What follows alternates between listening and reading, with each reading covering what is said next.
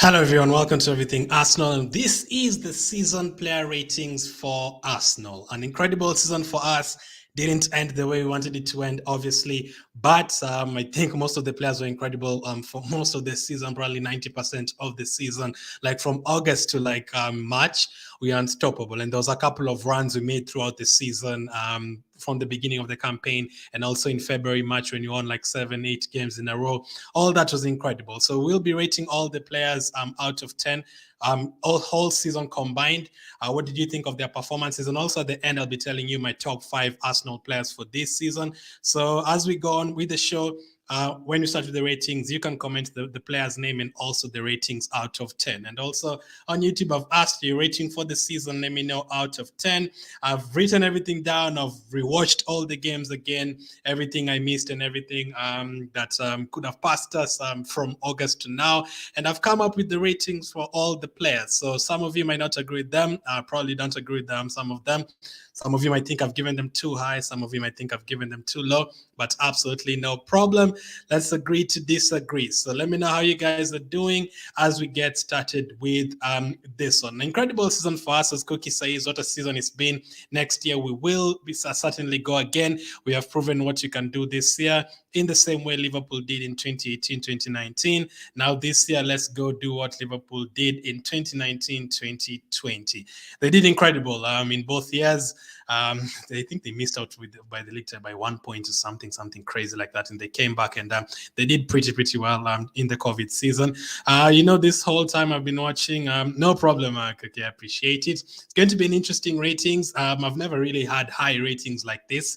Usually it's very, very low. Usually some players disappoint, but this season most of them have quite impressed. So without wasting any more time at all, remember you can comment the name of the player and the rating so that when I go through them, I know which player you are talking about. So we'll start with our goalkeeper.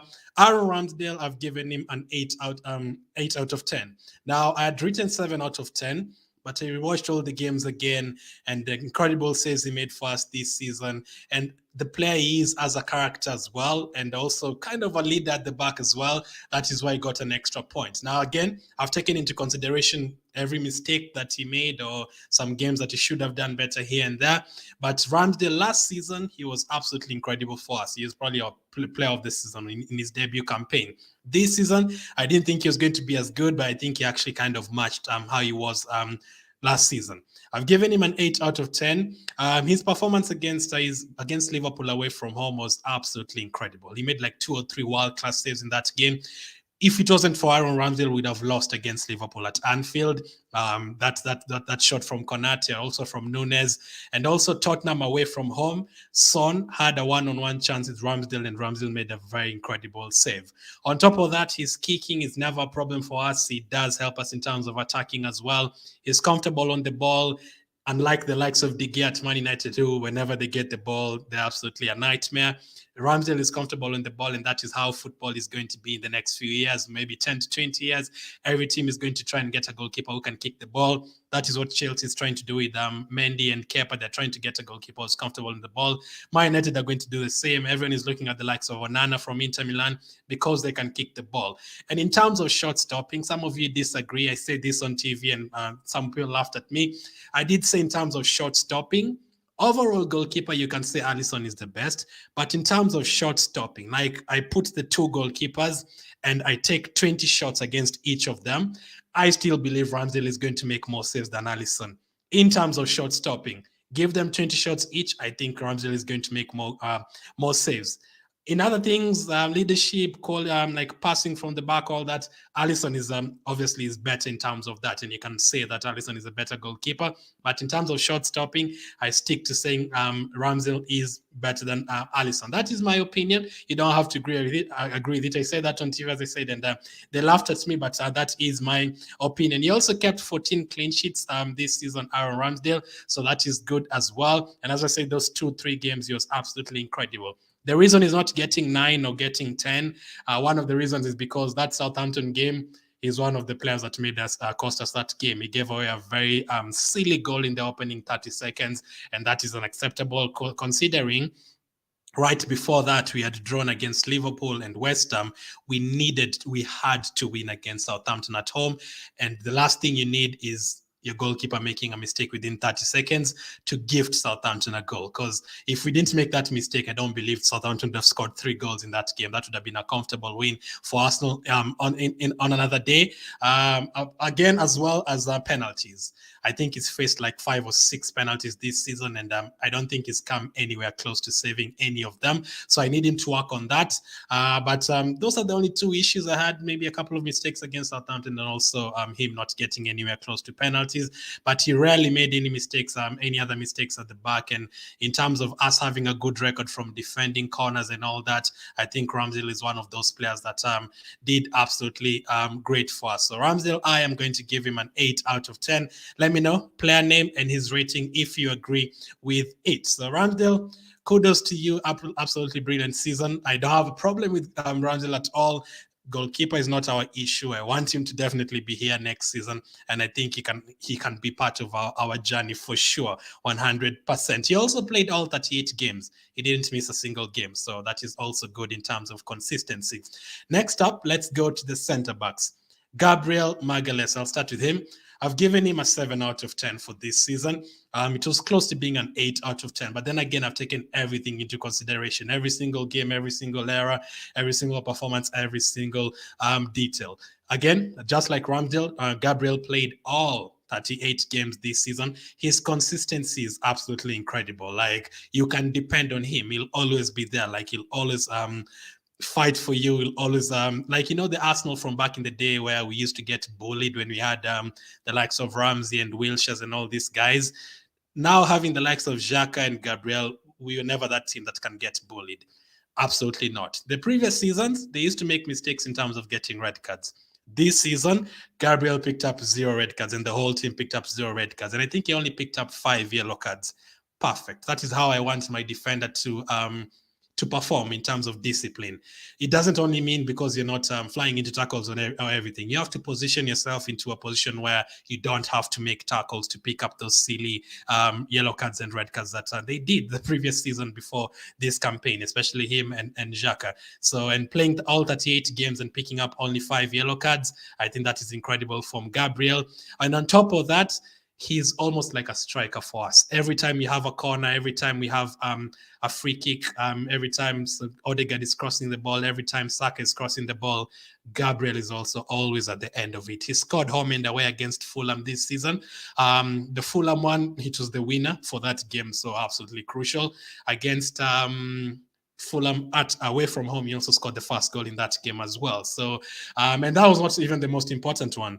He scored against Chelsea away from home. He was the reason why we won at Stamford Bridge. One of his top-notch performances where he scored a goal and kept a clean sheet in that game. So Gabriel, absolutely fantastic. But then again, there's a reason he's not getting 8, 9, or 10. And one of the main reasons is loss of concentration sometimes. Fulham at home, he gave Mitrovic a goal, very unneeded, very unnecessary. 60 minutes into the game, you give Fulham a goal, 1-0 up, and we had to fight back and score 2 late goals. To be fair to him, he's the one who scored the winner for that game as well, so no problem with that. But then again, he also gave away 2 penalties. The one against West Ham recently, I didn't really blame him. I blamed Partey more for giving away the ball in that game. We'll talk about Partey later. But the one against Tottenham at home, I think we are playing Tottenham in the North London derby at home. He gave away a penalty which Kane scored. Very unnecessary. I think both Jacques and Gabriel did unnecessary mistakes for giving away that penalty. So that concentration, that is all I need Gabriel to improve on. He gave away the goal against Fulham. Didn't cost us. We still won that game. Gave away a penalty against Tottenham. Didn't cost us. We still won the game. But he gave away a penalty against West Ham. It cost us. We didn't win that game. So there's that. But I'm very happy with his attacking ability. Every time he's in the box, every time we are attacking, he's a massive threat. He almost reminds me of like Chelsea's John Terry or Vidic from Man United, or these guys who used to score a lot of goals from defensive positions like a Sergio Ramos. Gabriel is very good in terms of heading the ball in the opposition box. So I think that has been an incredible campaign for him. Another thing before I miss, the way he covers for Zinchenko on the left side. Last season when Tierney was bombing forward, Gabriel and Jacques are covering well on the left side. This season when Zinchenko comes into midfield, I think Gabriel did very, very well on the left side as well. So I'm really, really happy with him. And then on top of that, I'll never forget this. He put Bruno Fernandes in his place. Look at Bruno Fernandes. He was scared to death. He was scared of Gabriel. I do not know what he told him, but he was very scared right there. So there's that as well. So Gabriel Magalhaes scored a swim. And also his celebration when we scored against Chelsea and he went into Aubameyang's face. That was incredible as well. So, and also his tweets, whenever he tweets something funny like blah, blah, blah, Arsenal will lose games, blah, blah, blah, something like that. Like Gabriel is amazing as well. Another player that I don't have a problem with. I think he will be in our starting lineup next season. So 7 out of 10 for him. I'm trying to be fair. I'm taking everything into consideration, mistakes, good performances, all that. Next up is William Saliba. I've given him an 8 out of 10. I think he was almost like a new signing. He was out on loan at 3 teams recently at Marseille. He came back. Yes, we signed Zinchenko. Yes, we signed Jesus. But Saliba was almost like a new signing. We were begging him to stay. I was actually screaming because I knew him and Arteta didn't get along from the previous seasons. But we really needed him for this season. And you saw the kind of impact he had for us this season, literally from the first game. There's a couple of players in our team that started the season absolutely incredibly, and Saliba is one of them. He started the season by force, literally. He was doing everything correct. We couldn't believe how much he had improved. He had a very good relationship on that right side with Ben White. His passing ability was great. And just like Gabriel as well, going forward, he was very, very good in terms of giving us a couple of goals against Sporting and all these teams. He was very, very good. And also his goal against Bournemouth, probably now top 5 goals of the season. I think it was against Bournemouth, right? He scored a very good goal against Bournemouth. I think that is one of our best goals this season. So Saliba was absolutely incredible for us. And you saw he got injured. He got injured recently against Sporting. And since then, we've basically collapsed. We've pretty much collapsed. We've not done anything good defensively at all. You can tell Gabriel is missing him. The combination was working. The relationship was working. So losing Saliba in that Sporting game, that was one of our worst games this season because the kind of goal Sporting scored against us from the middle of the pitch. We lost Tomiyasu in that game. We lost Saliba in that game. We went to penalties. Martinelli missed. We lost on penalties as well. That was one of the painful games this season, Sporting at home. So Saliba was great. He also won 67% of his duels. Gabriel, I forgot to mention, he won 71% of them. So in terms of duels as well, very, very good. But Again, there's a reason he's getting 8 out of 10 and not 10 out of 10. Just like Gabriel, he also gave away 2 penalties this season, and one of them was against West Ham at home. Pretty much unneeded. It wasn't. Some of you still argue it wasn't a foul. The West Ham game 3-1 at home right after the World Cup. He gave away a penalty. He fouled Jared Bowen for that one. I think he also had a bad game against Leeds away from home. But apart from that, he was incredible for most of this. I think he also scored an own goal against Leicester. Don't really blame him for that. But for the overall season, very, very good. I loved everything. Relationship with Gabriel, relationship with Ben White on the right side, relationship with our goalkeeper as well. His attacking ability as well. Every time we're putting a corner, I feel like Gabriel and Saliba can get on the end of it. And he's almost as a new like a new signing. 3 years out on loan. Sometimes players will never come back. He'll just end up selling them. But he came back and he made a difference. And we saw how much we missed him right after he got injured.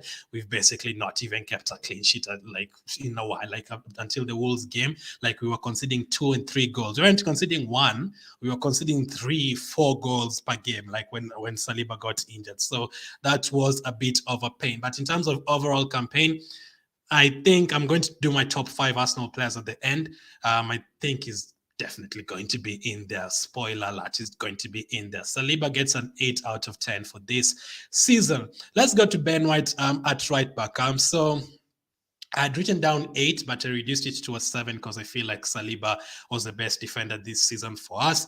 But Ben White, I think, is very insanely criticized totally, because I still see some people saying, why is Ben White still at Arsenal? Why did we sign him for 50 million? He should be sold. I still hear people saying Ben White cannot attack, he's terrible. Well, he doesn't look like it from this season. So Ben White is a centre-back. Ben White is not a right-back. Tomias got injured right before the season, and Bellerin left as well, and Niles left as well. He was needed at right back. And Cedric, when did Cedric leave? Cedric, I don't think he was fit at that time or whichever. We weren't going to start him really in the first games of the season. So we needed someone to play there. Stepped up Ben White, and he did an incredible job. Ben White is not a right back. He did an absolutely incredible job for us on that right side. At times, I didn't even remember we didn't have a right back. So I totally forgot about it. In my mind, in probably everyone's mind, we came to no, Ben White is the right back. Like if someone came into this world right now and they've never watched a football game and you told them about the positions, they'll tell you Ben White is the right back from what they've seen. He was absolutely incredible. He's one of those players, just like Saliba, who started the season very, very well from the first game. Started the season very, very well against Crystal Palace. Against Leicester at home as well. And this season, for those who say Ben White cannot attack, nah, he picked up 2 goals and also has 5 assists, and some of them are really good assists. I think it was against Aston Villa or something. Some of them are really good crosses into the box that led to goals. I think he also assisted Jacques against Southampton away from home. He was good at that. And defending, you saw all the players I talked about: Ramsdale, Gabriel, and Saliba so far. Every one of them made a mistake leading to a goal. Gabriel gave away a penalty. Saliba gave away a penalty. Ramsdale gave away a goal against Southampton. Ben White is the only defender that we had that did not give away a goal. He did not give away a penalty, did not give away a goal. He played, how many games did he play? All of them, right? He played 38 games this season. All of them. I think he started 37 of them or 36 and came from the bench in 2 of them. Absolutely brilliant. Again, just discipline, just like Gabriel and Saliba, no problem at all. 5, 6 yellow cards in a season where you play 38 games, I have no problem with that at all. So Ben White is incredible for us. I'm really, really happy with him. Next season, I want him to play more at centre-back, more than right-back. I want us to sign a couple of a full-back at least, and then Ben White to help Gabriel and Saliba at centre-back and right-back whenever he can. But his consistency is great. Did he have a couple of terrible games? Yes, he did. But I think he balanced it out. I know against Aston Villa, he lost his man away from home, and that cost us the second goal. I think Aston Villa went 2-1 up after Ben White lost his man at right-back. Terrible defending for that, I agree. He lost his man. I don't remember who it was, but he lost his man for the second goal against Aston Villa. But in the same game, second half, he came back, played well. We ended up winning 4-2. So Ben White, 7 out of 10 for this season. Why is he 50 million? Why is he this and that? Nah. Ben White is a good player and he had a good season. You cannot sit down and tell me Ben White had a terrible season unless you just hate him.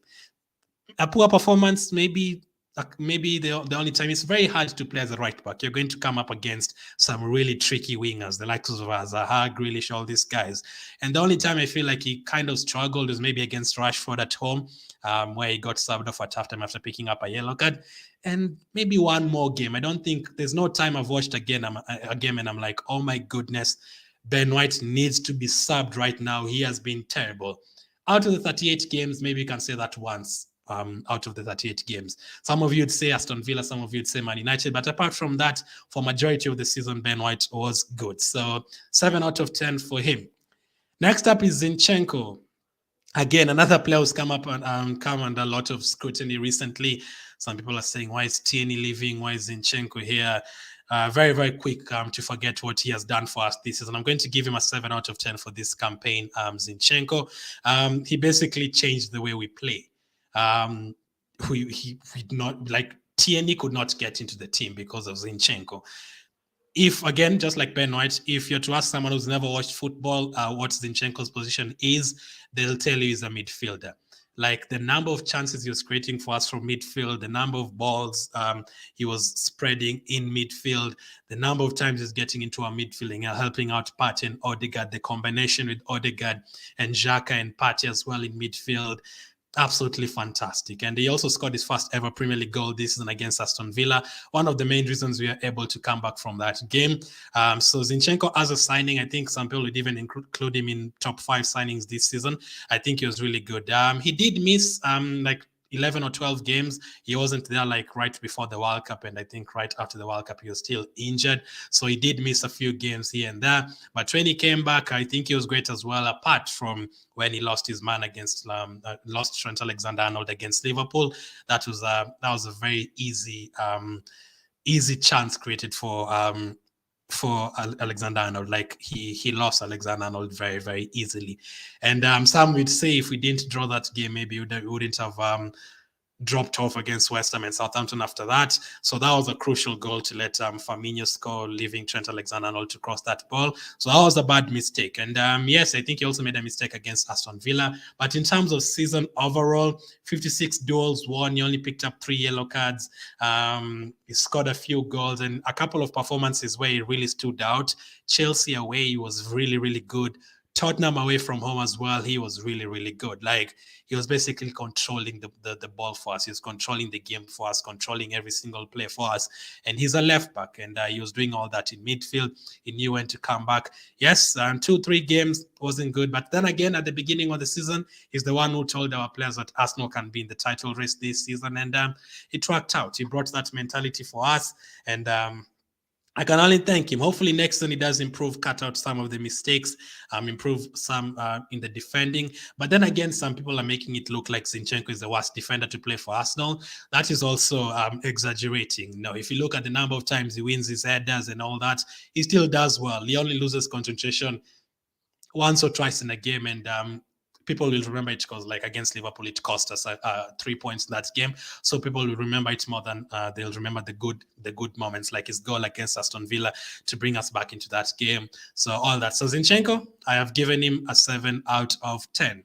I will come to the subs later on, but starting lineup defensively: Ramsdale 8, Gabriel 7, Saliba 8, Ben White 7, Zinchenko 7. Hopefully, you can agree with that. Let me know which ones you don't agree with that. From that. Next up, let's go to the midfielders. Thomas Partey, I've given him a 7 out of 10. The one thing that I'm really, really glad is that he only got injured for like 2 games this season. He played a lot of games this season. He rarely got injured, so that is a huge plus. There was a part of me that started to feel like, is Thomas Partey, is Tomiyasu, are they too injury prone? Are we looking to get rid of them very, very soon or anything like that? No. Thomas Partey, in terms of playing a lot of games this season and remaining fit and taking care of his body and everything, I think he's done well.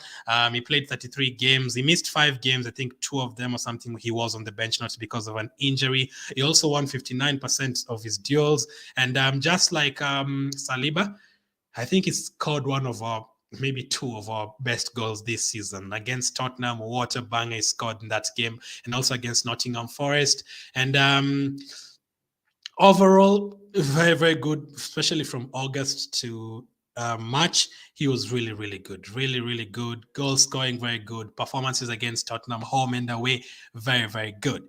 But it has dropped down to a 7. If we're going to cut out the last 1 month, it was going to be an 8 or something. But just because if there's one player, as I said yesterday, if there's one player that I've really been disappointed with the last 1 month, it's him. And we've made a lot of mistakes this season, giving away a lot of goals. I think almost every single player has given away a goal this season. His is the worst. That is the one that hurt me the most. That is the one that frustrated me the most. The way he gave Declan Rice the ball was very, very annoying in that game. That was the worst for me in terms of mistakes this season. That was the worst. He had a lot of space before Declan Rice closed the gap. He literally had the time to get the ball, pass the ball forward, or return the ball where it came from. He even looked back at Declan Rice and he tried to, I don't know what he was trying to do, to chip the player or something like that. That was not good at all. You cannot do that around players like Declan Rice. So I'm going to give him a 7 out of 10. He ended the season in a disappointing manner, obviously. 2, 3, 4 games actually that he was not good at all. So hopefully next season he can get some help in midfield. He wouldn't have to play every single game. But in general, the whole season, I'm going to give him a 7 out of 10. There's some big games that he won, and he was very, very crucial in them. So 7 out of 10 for Thomas Partey. So that is the defensive midfielder. Next up, Granit Xhaka. I'm going to give him an 8 out of 10. I'm very glad his end is, I don't know if he's going to definitely leave. It's looking like it. 80% is going to leave. He might end up staying, you never know, but it does seem like he's definitely going to leave. I'm going to give him an 8 out of 10.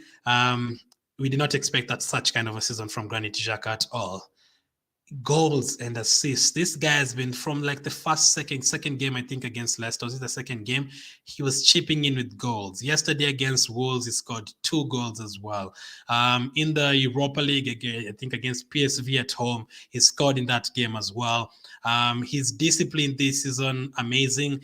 The only time maybe some of you blamed him is some of you said he turned up or he gave the crowd energy against Liverpool away.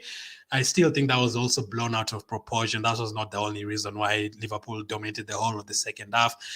It's not the only reason, pretty much. So he was very good this season.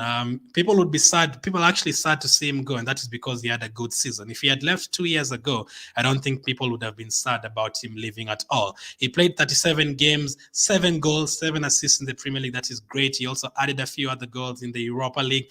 52% duels in midfield, and he only picked up 5 yellow cards this season with no red card. Granit Xhaka, 38 games, 5 yellow cards. Perfect. He usually picks up like more than 10. So 5 for him is good. And if you look at those 5 yellow cards, you'll find at least 3 of them that were good yellow cards, of time here and there. Good yellow cards to take, not the silly yellow cards he used to pick up. So really happy this season. And again, I'm also glad he ended his campaign with a man of the match performance against Wolves. He was literally man of the match in that game. So I'm going to give him an 8 out of 10 for this season. He's going to be missed. We're always used to having Xhaka in the team. Like, he's never injured. He's always there. So whenever you're making a squad in your head, you're like, okay, Tierney, Zinchenko, this one, Xhaka. So it's going to be weird not having him there. And he's definitely a player we need to replace. So I'm going to give him an 8 out of 10. The next midfielder, Martin Odegaard. What a season, man. Like, absolutely incredible. Like, there's some things he does on the pitch, even skill-wise. Sometimes just gets past a player, flicks the ball around a player, and you're just like, wow. At the beginning of the season, when he got captaincy, people are like, Odegaard captain, why? It's going to mess up his game, all that. I don't think it did. It actually made him better this season. And considering where he came from, he was at Real Madrid like he was on 16 or something years old. It never worked out for him at Real Madrid. We only got him for like 30 million. There's some other teams, we won't mention names, but some other teams are getting players for 100 million and they're not doing anything. 110 million and they're being sent out on loan. So getting someone like Odegaard for 30 million, that was an absolute bargain. A lot of people, I'm glad almost everyone has included him in their teams of the season. That is good. That shows you people have recognized what he's done for us this season. And another person who's recognized what he's done for us this season is me. I'm going to give him a 9 out of 10 for this season. And the only reason he's not getting a 10 out of 10 is really because he gave away a goal against Man City and gave away a goal against Nottingham, and I went quiet in a couple of games. But he's also played 37 games this season. He only missed one game. His consistency, out of the 37 games, you can say at least 31 games he played really well. And out of those 31 games, at least 20 of them, he was absolutely incredible. And some people say Odegaard does not turn up in big games. Okay, Tottenham is not really a big team, also Chelsea, but you know what I mean. Against Tottenham away, against Tottenham at home, Odegaard was really great. He turned up in a derby. Chelsea at home recently, very good. He turned up in a derby as well. Liverpool at home turned up. Newcastle away, what a goal, what a finish. Against Tottenham, what a goal, what a finish. And speaking of goals, 15 goals in the Premier League without taking penalties as well. I think he's matched or scored more than Fabregas did. I've forgotten that stat, but he's kind of done better than what Fabregas did back in the late 2000s. So Odegaard, absolutely incredible season for him. As I said, in terms of ratings for Odegaard, out of the 37 games he played, at least 25 of them I gave him an 8 out of 10 or more. So that is very, very good consistency from him. And 9 out of 10, I gave him probably 9 out of 10, like 5 or 6 occasions. I probably even gave him a 10 out of 10 in one of the games. He totally stood out in some games that we needed him for sure. His passing ability, the way he's creating chances, assists, goals, and away from home, I think the whole season in terms of our best player away from home is definitely Odegaard. Bournemouth away, incredible. I think the only game he missed was Brentford away, the one that Fabio Vieira played and scored. But Odegaard, no complaints this season. At the end of the season against Chelsea and against Nottingham, I know he gave away the ball twice. That led to goals, but he created 14 big chances. And he's one of those players, after the World Cup, December, people are like, teams will not come back with full force. Players will be tired. He didn't play the World Cup, but people are like, people will like rest too much and they come back after the World Cup. People will not hit the ground running immediately. And the haters, everyone was saying by January, Arsenal will be out of the top of the table. They're playing West Ham, they're playing Brighton, Newcastle, Tottenham, Man United in a row. Arsenal will be out of the top of the table by January. People say that. If you go back to January, people say that. But he's one of those players immediately after the World Cup. He had like 5 or 6 incredible performances, especially against Brighton away. Odegaard was like, he was untouchable in that game. He scored a goal, and the pass he gave to Martinelli against Brighton away from home, that is one of the best passes I've ever seen. I saw Man United fans almost, you know what I want to say, but I won't say it here. I'll say it, My United fans almost screaming themselves after Fred gave a pass yesterday, I think I think Bruno or something. Odegaard makes that kind of pass 2 or 3 times a game. And against Brighton, that pass for Martinelli was exceptional. His goals against Chelsea as well, pretty good. Tottenham, Newcastle, away games, he was incredible. So I'm going to give Odegaard a 9 out of 10. A lot of people will give him player of the season. Also, on top of that, I'm going to give him an extra point because I got the chance to interview him this season. Best time of my life. Absolutely best time of my life. I could not believe it. So Odegaard 9 out of 10 for this season. So those are the midfielders. Partey 7, Xhaka 8, Odegaard 9. Let's go to the forward players. I'll come to the bench players later. Let's start with Bukayo Saka. The last 1 month, disappointing performances. You have to take into consideration he literally plays every single game. The last 4 seasons, he played 38 games this season. Every single game. Yes, there's some other players who've done the same, like Ramsdale and Gabriel, and I think Odegaard has played 37, and Ben White has played all of them as well. But Odegaard was not at the World Cup. Gabriel was not at the World Cup as well. Ramsdale did not play at the World Cup as well. Ben White did not play at the World Cup as well. They were picked but did not play. Saka went to a World Cup as well and basically helped England reach all the way to the semi-final. He's one of the reasons. He was incredible in that as well. So he should have been tired more than every other player. Europa League, he played almost every single game as well. I think he also scored against Bodo Glimt away from home. Incredible. So you'd have expected him to get tired. Yes, you can, as I said, you can say all those players have played the same minutes, but him is the only one who went to the World Cup and played. I think he played most for us, the World Cup. Maybe Jacques is the only one you can also say you can put on the same level as Saka in terms of playing World Cup games. But then again, Saka's country went further than Xhaka. So still, Saka is the one who's played a lot in a lot of minutes and a lot of games this season. His performances this season, he's put up double figures in terms of goals and assists. And both of them, incredible. Both of those players in the picture, incredible. Saka this season, 14 goals and 11 assists in the Premier League. Those are the kind of numbers the likes of Salah put up in the Premier League. Salah can get you 20 goals and 10 assists in every single season. Saka's picked up 14 goals and 11 assists. He's a youngster, he's like 8-9 years younger than Salah.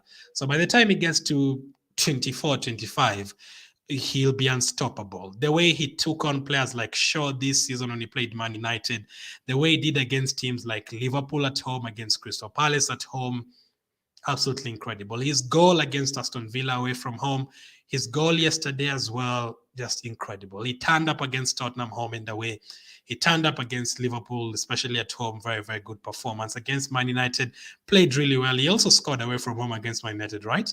Yeah, I think he scored away from home at Old Trafford when he lost that game. He scored in that game as well. So Bukayo Saka this season, tail end of the season, the last 1 month, not good. But the rest of the months, fullbacks were scared of facing Saka. Fullbacks were absolutely scared of facing him.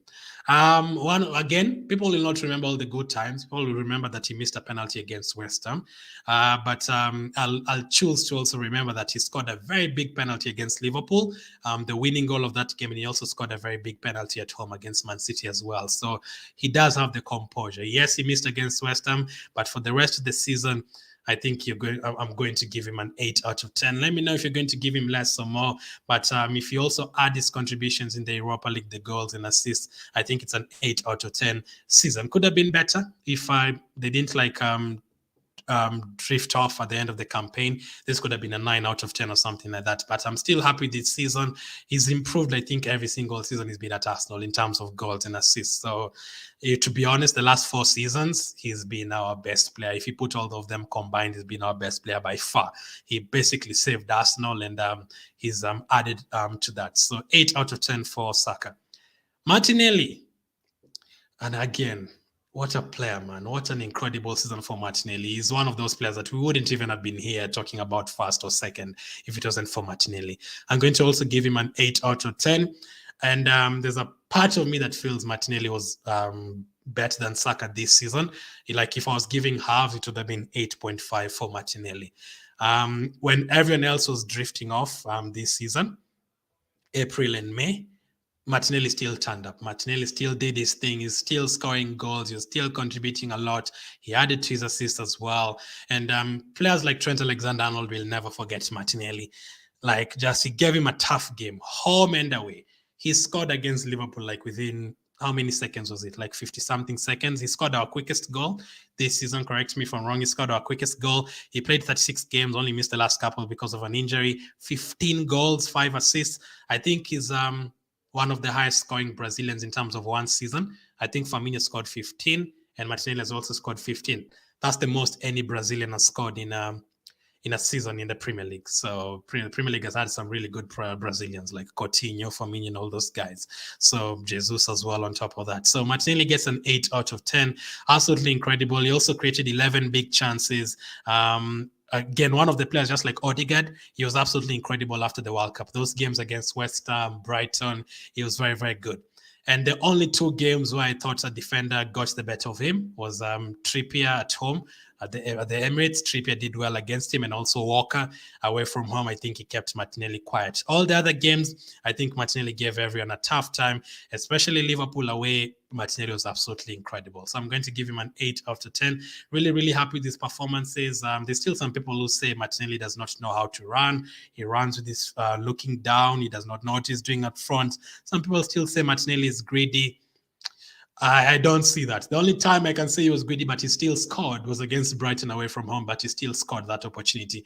But apart from that, very many good performances. And as I said recently, when our team started drifting off, he was incredible against Liverpool, against Crystal Palace. His goal, he scored a lot of goals with his left foot as well. So he does not really have a weaker foot. He scored some bangers with his left foot against West Ham, against Crystal Palace at home as well. So Martinelli, 8 out of 10. I've been really happy with this season as well. Make sure to hit the like button by there if you're just joining.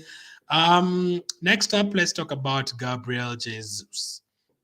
Again, he was out for half of the season, but for the time he was present, I'm going to give him a 7 out of 10. Considering he was out for half of the season, or like 12, 13 games, he still scored 11 goals and got 6 assists. So that is not bad at all for someone who missed half of the season. And he's one of those players, just like Saliba and Ben White. He started the season on fire. He was scoring goals against Leicester. Even in preseason, he was incredible. He was against Leicester at the beginning of the campaign, absolutely incredible. He's not all about goals. He did get goals and assists too, but it's not all about goals. Sometimes if you don't watch the Arsenal game, you won't know how good Gabriel Jesus is. The number of duels he gets involved in midfield, he comes to midfield, he gets the ball, he fights the opponent's number 10, fights the opponent's midfielders. He never just sits around and walks around in the opposition box. No, he's always trying to get involved in play. Like against Wolves in the last game of the season, he was running on the right wing, putting in crosses for Xhaka. I've put in a very good cross for Xhaka, and then in the second half, he's the one getting into the box and heading the ball in. So he was incredible this season. Games against Brentford away from home, absolutely incredible. He's one of those players that you have to ask, like, what if he was there against Newcastle at home when he drew 0-0? He would have made a difference. I think against Everton away, I don't think he played that game as well when he lost that game. The worst game that he played this season was Southampton away. Is the reason why he didn't win that game. I think he had like 5 or 6 chances in that game that he missed. But apart from that, the rest of the season, I think it was good. Maybe 4 or 5 games that weren't good. But 7 out of 10 for Gabriel Jesus. I can't wait to see what he does next season. I cannot wait to see the idea next season for Jesus. Is he going to play all the games, or are we going to sign a striker? Is he going to play some of the games on the right side, on the left side? He can definitely play on the right side. He did that incredibly well for us in preseason. And again, as yesterday, as I said, he can put in crosses. He's not afraid of getting into tussles. He can dribble past a player. He's Brazilian. That's easy for him to dribble past a player. So he's not uncomfortable playing on the right side or left side. No. So Gabriel Jesus, very happy with him. Definitely needs to improve on the number of big chances that he's missed this season. There are not that many, but especially the Southampton game could have been a difference. So I'm going to give Gabriel Jesus a 7 out of 10. So the weird thing about Arsenal season, or the good thing about Arsenal season, is consistency. These players I've talked about, there's Saka played 38 games, Odegaard played 37, Ramsdale played 38, Gabriel played 38, White played 38, Xhaka played 37, Partey played 33. So there was a lot of consistency. Like all these players were always available. So it was very rare for us to bring players from the bench. Let me have a drink of water.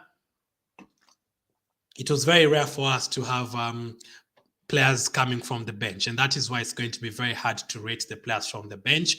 Because if you look at someone like Nelson, he literally only played 200 minutes the entire season. So it's very hard to rate him. But let's try. So let me recap the starting players. Ramsdale 8, Gabriel 7, Saliba 8, Zinchenko 7, Ben White 7, Partey 7, Xhaka 8, Odegaard 9, Saka 8, Martinelli 8, and Jesus 7. Now, let's talk about the players that I think played a lot, apart from the starting lineup. And I think one of them is Trossard. I'm going to give him a 7 out of 10. For the time he was here for the 4 months, he got 9 assists. And I think there's 2 games. There's a game he picked up a hat-trick of assists, and another game I think he picked up 2 assists. I think he even got 2 assists yesterday against Wolves, right? He used very good. Crosser is his nickname because he loves crossing, very good crosses. Surprisingly, he didn't score. I don't know why he didn't score, but he did score like 2 or 3 goals that were all disallowed, especially the one against, I think, Leicester away from home. But his contribution was immense. Leicester away from home, The assist for Martinelli, brilliant. Fulham away from home is crossing 3 assists in the first half against Fulham, brilliant.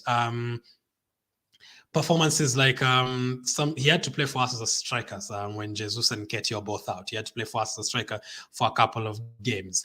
So I was really happy with this signing. When I did a video like 2 years ago when I was talking about which players I want from every single Premier League team. I was De Bruyne, Man City, saying McGinn, Aston Villa. My player that I picked up 2 years ago was Trossard from Brighton. I never thought he was ever going to play for Arsenal, though. That was just a video talking about players that I like from every other team. So when I heard that we were going to sign him and it was not going to be complicated because Brighton wanted to sell him and the kind of season he had for Brighton, for 25 million to get him for that cheap, as I said again, other teams, we're not going to mention names, but teams are signing wingers for 100 million and they're scoring 2-3 goals in a season. Trossard, impact that he had for us from January to May, incredible. So he's one of those players that I cannot wait to see what he does next season. When he has a preseason from June, July, August, he's adapted now to the Arsenal culture, to the Arsenal game. I'd like to see more. He's also learn how to play on the right side just in case Saka needs a rest or we don't have a right winger. Hopefully, we do have another right winger to help Saka next season, but we also need Trossard to help in that position. He's very good at playing on the left side and also as a striker. But I think Martinelli has to be a starter for Arsenal. I think Martinelli gives a lot in terms of just being direct. I think Martinelli is definitely more direct than Trossard. Trossard prefers to cut in and cross the ball and shoot the ball, and it's tricky. Trossard can run in between spaces like Cazorla. Like Trossard can do like a Cazorla, like running between spaces and all that. Martinelli is just very direct and you need him there. Like defenders would be scared of playing against Martinelli and Saka, and they've been scared playing against them this season. So Trossard 7 out of 10, brilliant signing for us this season. Now this is where it gets tricky because most of the other players did not play a lot this season. So I've just judged it according to when they were on the pitch. So Nketiah, I've given him a 6 out of 10. He did not play a lot, but for the time he played, I think he was good, more than he was bad. Man United game, Nketiah was incredible. He got us 2 goals. He got himself into really good position. Second goal was incredible. First one, the header against Man United, brilliant. So for the time he was on the pitch, I think he was okay for us. Against Aston Villa, there's a couple of chances that he missed. I was like, oh my goodness, he cannot miss that one-on-one. Yes, but again, he's not the only one. Also, Saka and Martinelli have missed one-on-one chances. Most people still want Nketiah to go. I've still not made up my mind on that. Do I want him to be starting for us next season? Obviously not. I want us to get Jesus to be there. I want us to get, if we can get another striker, that would be great as well. But to be fair to Nketiah, it was a hard task to come and replace Jesus, who was out for like 4 months. But I think he did the job. Like his goal against West Ham at home, there's a way he turned, I think we won that game 3-1. The third goal we scored against West Ham at home, that goal is incredible. Like the way he turned the defender, that is what I want to see from Nketiah. But for the time he was on the pitch, I think he was good more than bad. So 6 out of 10. I can't give him more than that because you didn't play a lot of games, if you understand. Same with Nelson. Probably gave us the best moment this season. The way he screamed that day, I think the neighbors thought something was going on in this house. Nelson, that goal was incredible. And on top, he only played 200 minutes, but every time he came on, I actually think he made an impact. Bournemouth, incredible. Against Nottingham Forest right before the World Cup when Saka got injured and got replaced. I remember that day very well. I was like, oh no, Saka is gone. Nelson, really? Nelson? I'm not sure about Nelson. No, he came in that game and scored 2 goals. I think he had a couple of assists as well. So Nelson was incredible in that game as well. And also recently, was it Southampton? The 3-3. We were losing 3-1. And Nelson came on in that game and he's one of the reasons why we actually got a 3-3 in that game. So every time Nelson came on this season, he did the job. I don't think there's a game that he came in and I was disappointed. So the 3-4 games he came on, I think he did great in all of them, and in 3 of them he did absolutely amazing. So Reece Nelson, I'm going to give him a 6 out of 10. We are trying to give him a new contract. I would keep him for next season. If he wasn't injured for preseason, I think we would have sold him or sent him out on loan. So it's actually a good thing that he was injured, that he remained at Arsenal and helped us a lot because we didn't have anyone to come in for Martinelli, no one to come in for Saka, and he helped us when he needed him most against Bournemouth, against Nottingham, against Southampton, those home games. So I'm going to give him 6 out of 10. Jorginho, people didn't expect a lot from him. I'm going to give him 6 out of 10. I think he was great. Like 7 out of 70% of the time he was on the pitch, he was really good. People were crying. People were like, Arsenal, you're signing Jorginho. People made troll videos, banter videos. People made memes that Arsenal are signing Jorginho. I don't think you can meme him now. You cannot sit down and tell me Jorginho is the reason why he didn't win the league. I don't think so. He's definitely not the reason. And like that, this game against Aston Villa, the shot, I still count it as a Jorginho goal. I know it was a Martinez own goal, but I still call it a Jorginho goal because of how he shot it. Again, that is one of the best moments for me in this season, one of the top 5 moments. That Jorginho shot against Aston Villa, that was an amazing game to win because you've seen what Aston Villa has done to every other team. Going to Aston Villa and scoring 4 goals and winning that game later on, the kind of goal Jorginho scored, we needed it that time. Otherwise, we would have been out of the title race by February. So it's one of the players that prolonged our title race up to April. So he was great. And also against Wolves, good as well. So I don't think I'm going to... Chelsea at home, he was good. He basically trolled them for selling him. And from what I'm hearing, the Chelsea players are crying. They didn't want Jorginho to leave, apparently, because he was very good in terms of the dressing room. So he also understands a lot of languages. He can speak Italian, Portuguese, English. So he helps in terms of that. He can speak a lot of languages. 6 out of 10 for Jorginho. Now, apart from that, I don't think we can rate the other players. They didn't play a lot. Okay, let's do Fabio Vieira.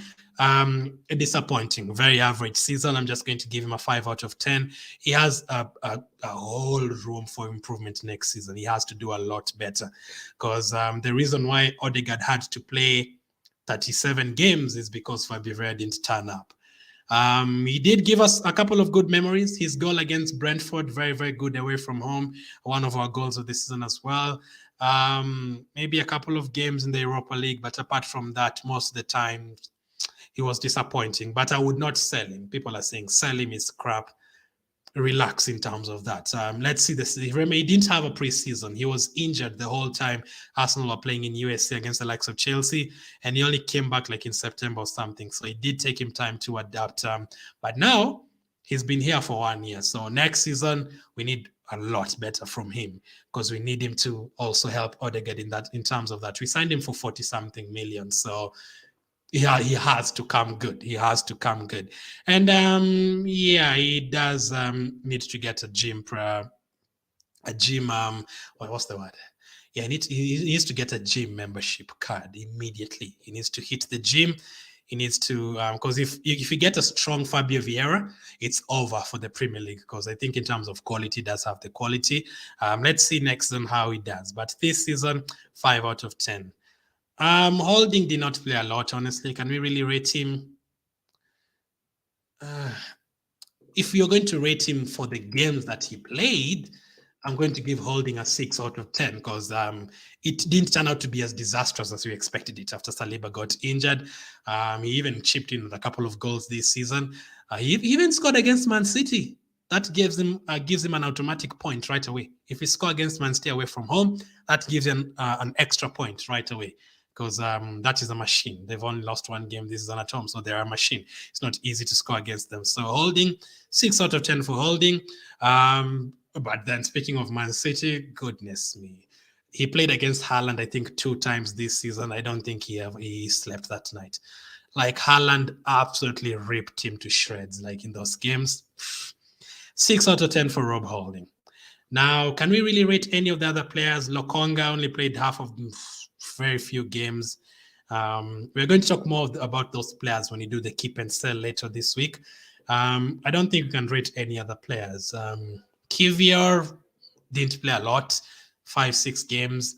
I would probably give him 5 or 6 out of 10. Happy that he scored a goal yesterday. Tierney, I mean, I think we can rate Tierney, right? Tierney did play a few games. So if you're going to give Tierney a rating, I would give him, I think he started the season because there's a few games Zinchenko didn't play, and when Zinchenko was injured, Tierney did play. So I'm going to give him a 6 out of 10. Tierney, it really does feel like this is his last season. I'm definitely going to miss him. If it was my choice to keep him, I would definitely keep him 100%. I think it's great to have something different also at left back. Have Zinchenko who can get into midfield, and also have a Tierney who can run on the flanks. So 6 out of 10 for Tierney. It's going to be sad to see him go. There's a time, his first 2 seasons at Arsenal, he was up there with the best left backs in England. Like, we were talking about him next to Robertson because he was that good for a reason. And Tierney has never really gotten into any drama. Even if he's on the bench, he'll never complain about it, really. He's very humble. He probably uses a bus just like Kante to get to the stadium. Nothing too fancy, is down to earth, and that is what I love about him. So 6 out of 10 for him this season, Kieran Tierney. If he leaves, I wish him all the best. We'll definitely miss him. 6 out of 10. If it wasn't for his injuries, I don't even think we'd have signed Zinchenko. Tierney was 100% fit even last season. Maybe we'd have signed a backup too. Remember, we were talking about backups. We were never talking about as a replacement for Tierney. We were talking about backups, and we got Tavares to back up Tierney because Tierney was so good. We just needed a backup. But his injuries got too much, and we had to get a left back. And Zinchenko was available, and we got him. And he did well for us, the kind of play with the kind of football that you're going to play with the 4-3-3 and inverted fullbacks. Zinchenko plays that well, better than Tierney. Tierney might be a better defender than Zinchenko. Yes, that is why I said I would have loved him to stay. I would have loved to change the formation in a couple of games next season, especially in the Champions League, have both Tierney and Zinchenko on the pitch at the same time. But that is what I'm waiting to see. Hopefully he can stay, but it's going to be a blow if he leaves, but 6 out of 10. Turner did not play a single Premier League game, so we can't really rate him. Europa League, he was okay, I guess. I don't think there's any other player that we can rate, right? El Neni did not play. Is there anyone else I'm missing? I don't think so. So those are the ratings for all the players. So the only one remaining is Mikel Arteta. I'm going to do another video, but I've seen. I don't have a problem with the opposition fans and all these guys trolling us. I don't really care because we finished like 40 points, 30 points ahead of their team. So whenever like Tottenham and Chelsea laugh at us, I just ignore. Like, you can't laugh at a team that is 40 points ahead of you. The only team that can do that is Man City. I can only take Man City opinions. But when I hear it from Arsenal fans, I get disgusted, man. Like, how can you sit down right now and say Arteta out? Like, why? Like, why would you can actually sit down right now and say after this season second, it's terrible. You finished above 18 teams, Arteta out is not good enough. Come on, man. If you're still saying that right now, I appreciate everyone having their own opinion and everything. I appreciate some of you would say 3 seasons, blah, blah, blah, all that. Fine.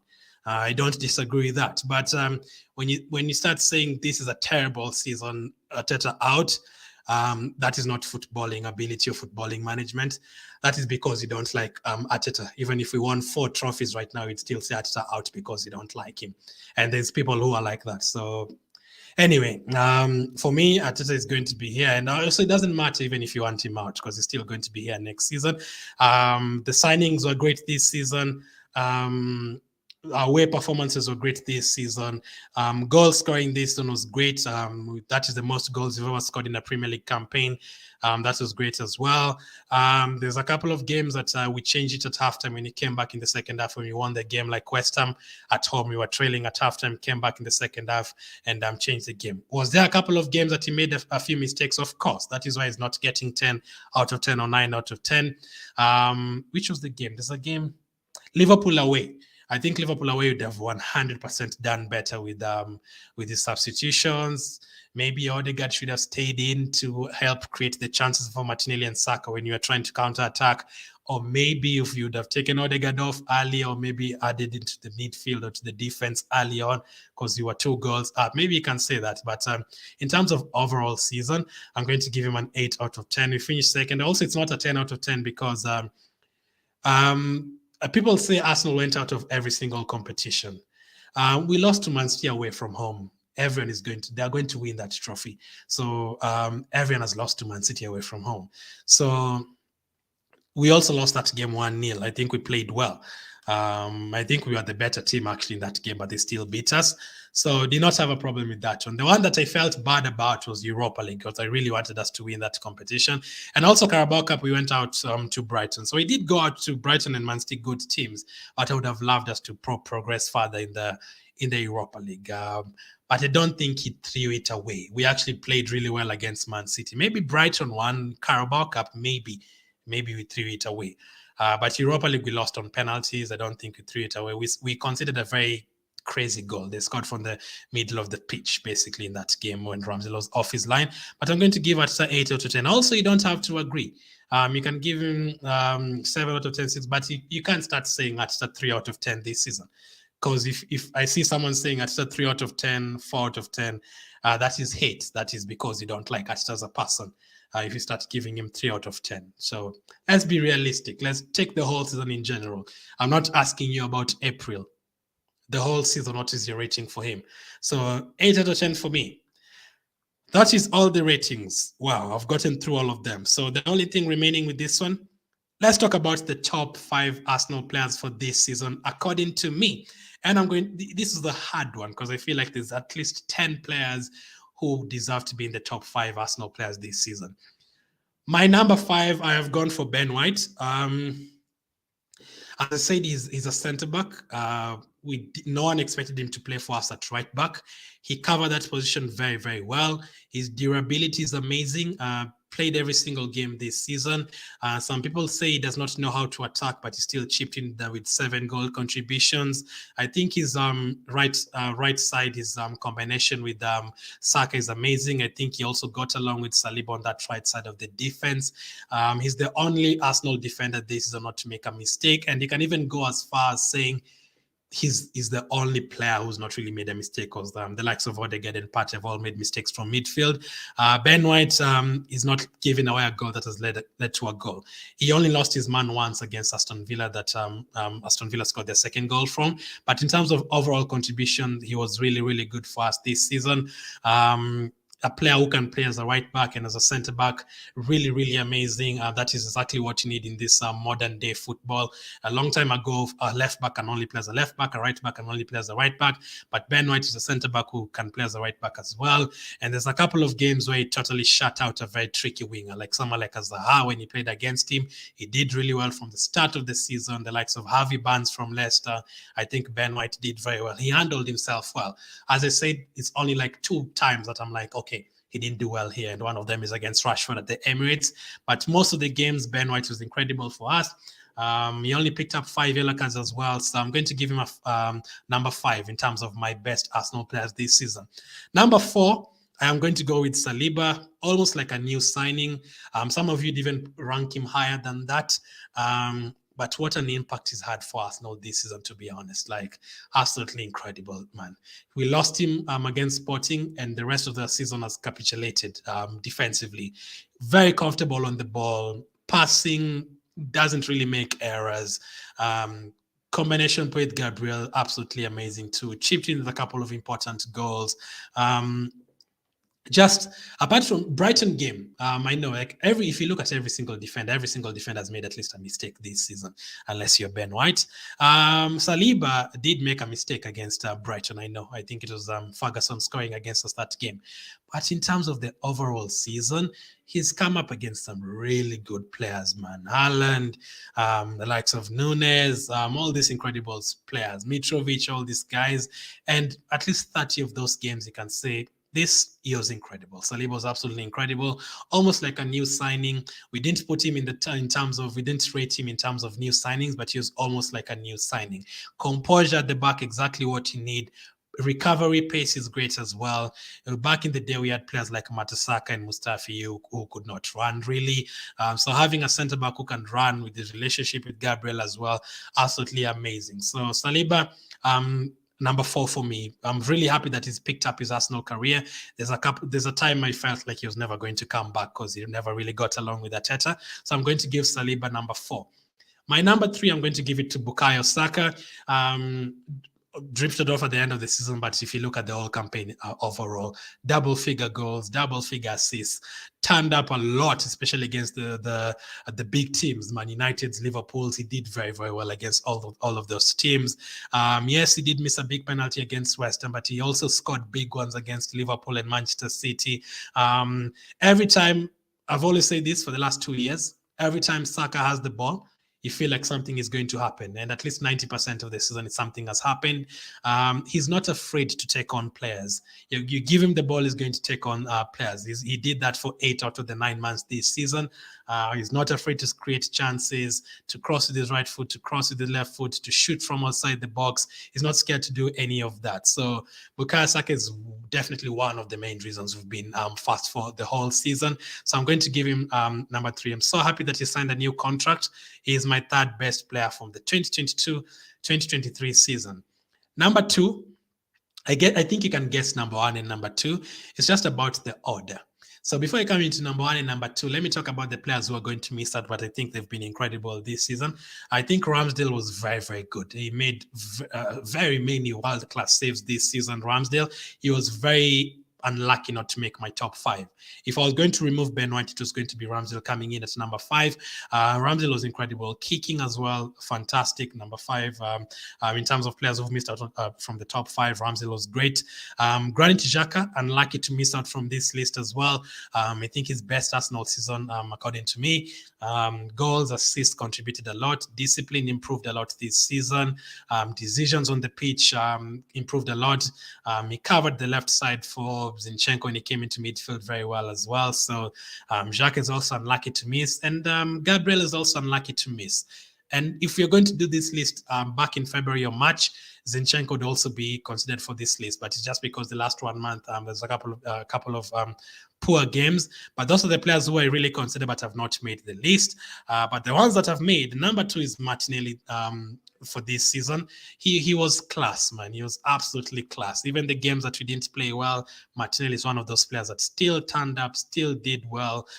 Big performances against Liverpool home and away. Scored our quickest goal this season. Brighton away from home, incredible. Right after the World Cup, him and Odegaard were incredible right after the World Cup. Against Brighton, against West Ham, against teams like Newcastle, Tottenham, Man United. Martinelli is one of those players that played really well in those games. Recently, some crosses he's been putting into the box, like against West Ham away from home for Odegaard. Fantastic, absolutely fantastic. And he can only improve. He can only improve. Goals, assists this season, incredible. 15 goals in the Premier League this season. He only missed 2 games as well. Consistency.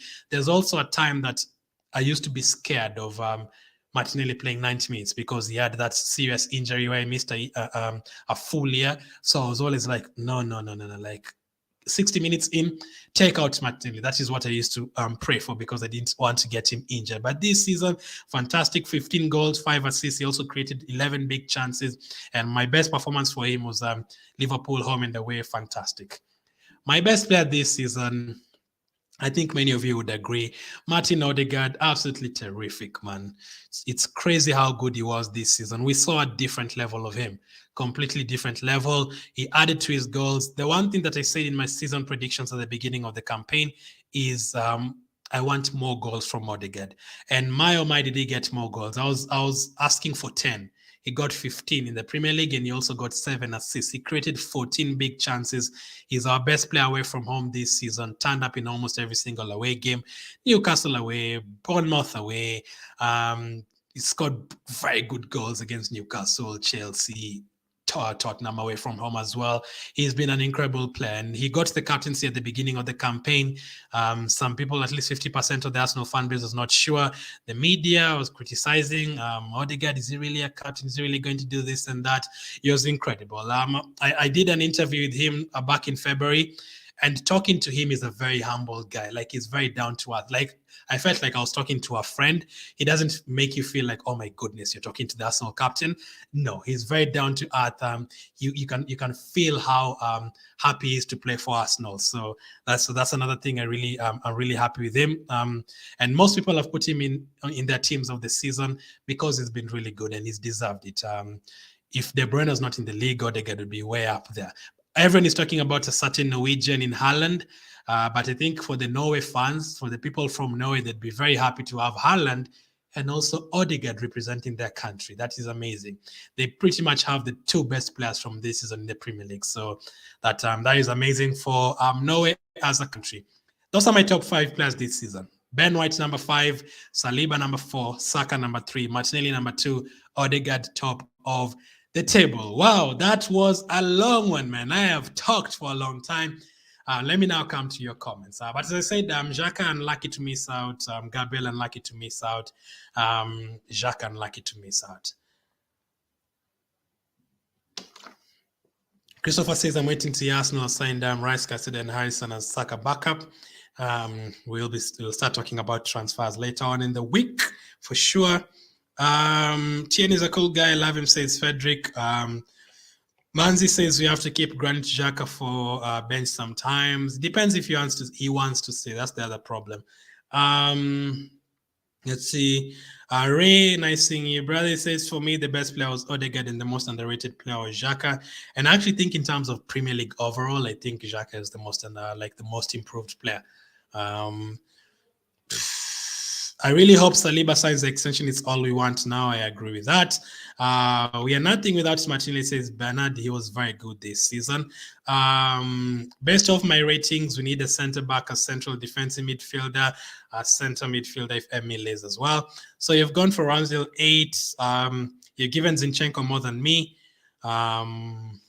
You've given Saliba 9. I gave him an 8. I can see why. He was really good, actually. Ben White 8, you've given him more than I did. Trossard 8, Martinelli 9, Saka 9. I mean, you can. I wouldn't have a problem with you giving these players more than I gave them because players like Martinelli and Odegaard are just absolutely incredible this season. Martinelli and Odegaard, it was always 8 out of 10, 9 out of 10, 8 out of 10, 10 out of 10 the whole season. So that's amazing from them. Elvis says Ramsdale was having some silly mistakes. I mean, he only gave away 1 goal. So again, don't listen to the media and all these guys. They'll make you feel like Ramsdale was terrible. Ramsdale was, for me, was the best goalkeeper this season. They'll still tell you Alisson, blah, blah, blah, De Gea, most clean sheets, Pope. I appreciate it. I agree. They were very good. Alisson was very good for Liverpool. But in terms of shot stopping and all that, Ramsdale was very good for us. As I said, you could have been out of the title race by February if it wasn't for players like Ramsdale. But the only mistake that he made was really against Southampton. So let's not listen to the media and them making us feel like Ramsdale made too many mistakes. He didn't. Maybe he gave away the ball maybe a couple or more times that didn't lead to goals. But the other goalkeepers have given away more goals than him. Saka 8, Partey 8, and Xhaka 8. Nice seeing you, Truguna. Terry says Martinelli 9, Odegaard 9, Ramsdale 9. Again, I can't really argue with Martinelli and Odegaard. Ramsdale, I've given him an 8 for this season. Is it 8? Did I give him an 8? Yeah, 8 for Ramsdale. So I think that's fine enough. Martin Odegaard reminds me, German Shepherd, Mesut Ozil. I told him that. I told him he's a quicker Ozil. So he's a quick Ozil for sure. In terms of creating chances and all that, he's really good. And he's one of those players that we don't need to be replaced next season. There's a reason we're not talking about like, oh my goodness, we need someone to replace Odegaard because we know he's going to start next season for sure. No problem with him at all. Frederick also says number 1 is Martin Odegaard. I definitely agree with that 100%. Tomorrow, we will do a keep or sell. So we'll be talking about the players we need to keep and the players that we need to sell. So from tomorrow, transfer news. I really wanted to do this in terms of rating our players, and I think it's been an incredible season. My rating for the whole season has been an 8 out of 10. I saw some people saying Arsenal season is a 4 out of 10. 4 out of 10.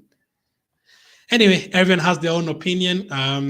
Okay, Mr. High Standards, 4 out of 10 for Arsenal.